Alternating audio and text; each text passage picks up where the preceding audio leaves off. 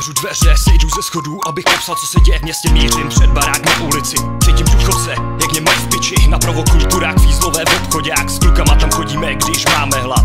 Májovka ulice znamená srdce, znamená mládí, znamená kámoše, znamená sílu, znamená emoce. Vyrůstám tu od dob dítěte, na téhle ulici vyrostli jsme. Tráva v plicích a škola je kde. Páteční večery, vysoký promile, ty časy chráním ve svý vzpomínce. Kamery čekujou celý naše město, myslím, že fízlové na nás honí péro. Pořád se serou, chtějí najít matro, tváří se přísně jako já chci říct, jak tomu skutečně je. Já chci říct, co se děje v městě. Já chci říct, jak tady spolu žijeme. Já chci říct, že pro nás je ulice kapkou naděje.